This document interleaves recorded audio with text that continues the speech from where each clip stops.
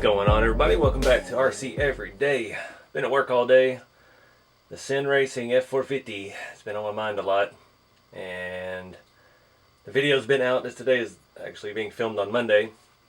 The video's been out for a few hours, and pretty happy with the results. Everybody seems to get a kick out of that video, and it's doing real well. So it's got me really energized to work on this thing. So I've been talking with Dustin at the 110 Rod Shop, and he always dreams big, which is not a thing wrong with that, but I'm impatient. So, wanting to do some kind of air ride on it, some kind of suspension, very limited on what you can do with this. And the main reason for that is the 3-speed, it's not a Tamiya.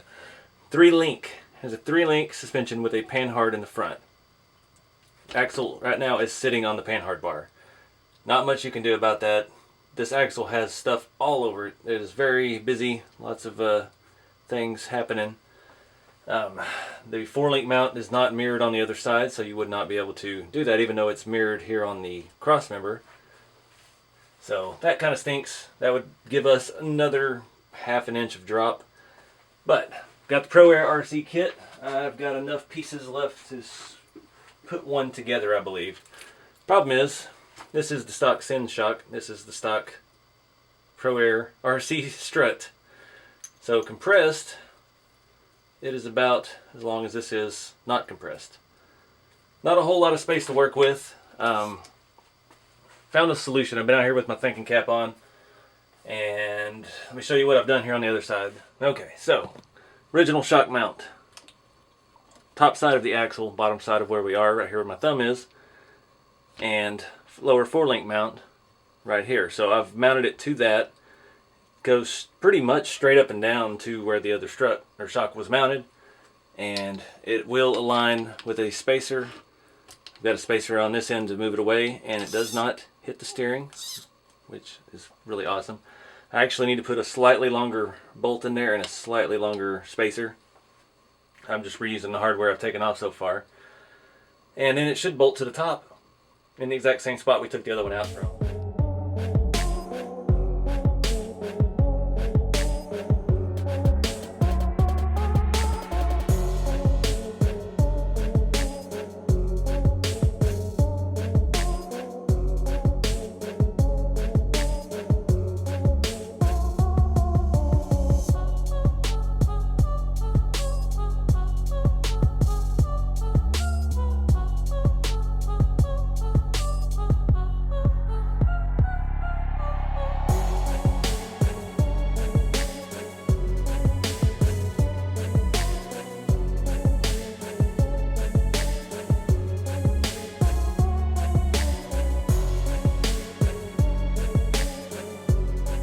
Alright guys, got all the struts on.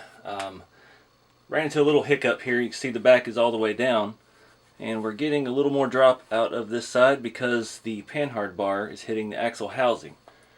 Up front, it's a bigger problem than out back. What I'm going to do, I'm just going to throw some spacers to bring the panhard bar away from the axle towards the camera. And the rear, I should be able to completely clear it. The front, because of the steering arm, we're not going to be able to bring it out, but maybe a few millimeter. But with all the steering mechanism stuff up front, there's not much else we can do. So, unless I had some bent arms, which I don't think I do. I've got my bucket of parts out, and I've never had many bent link arms and things like that. And finding the exact size that I need for these panhard bars, probably impossible. But I'm going to go ahead and do the back real quick, throw some pretty massive spacers in there, bring it away from the axle at least. I need to go at least 8, maybe 10 millimeter. And I think this is going to be all I've got. That's probably 8. So we'll see what that gets us.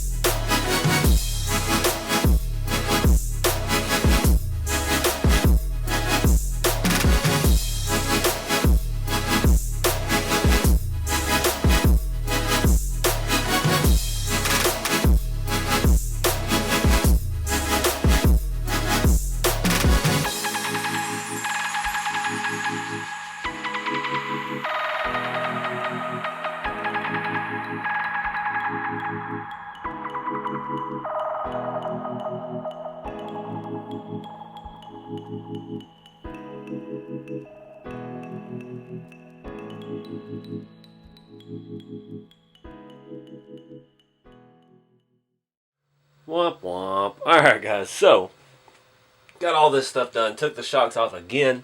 Removed the inner springs because it was not wanting to go back down. Got it all working. Went to film a cool intro thing with the Volkswagen, this bag.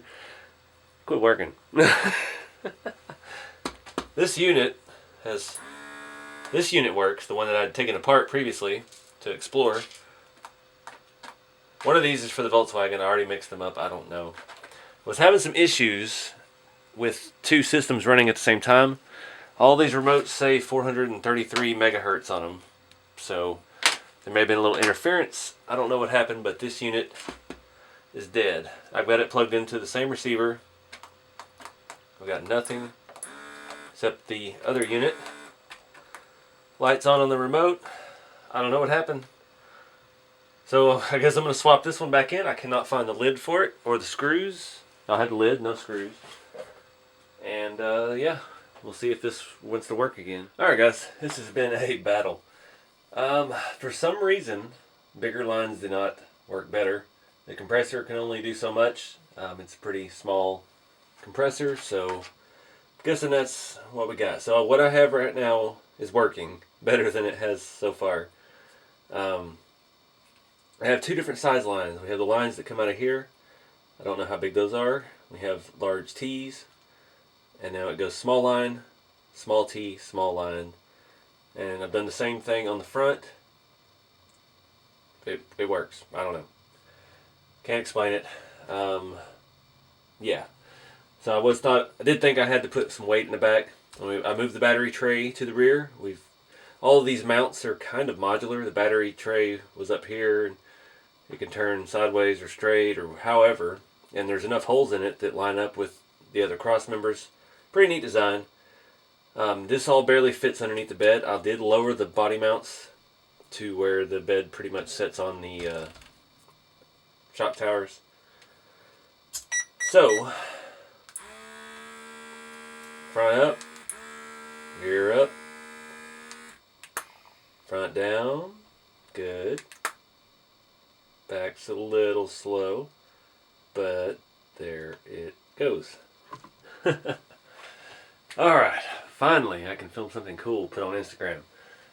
Gonna try to tidy up some of these hoses. These are super soft silicone, really hard to zip tie because they will crush real easy. So I'm just gonna try to keep everything out of the way of everything moving. I do still have a problem in the front. And all the problems up front are because I spaced out the panhard bar. We're not getting very far left turn. We're getting normal right turn. We air it up. We're still not getting very much movement. I can't tell what's hitting on what. We'll have to do some research on that. Hands-on research, and we'll see what we can do and get it all together and hopefully wrap this up.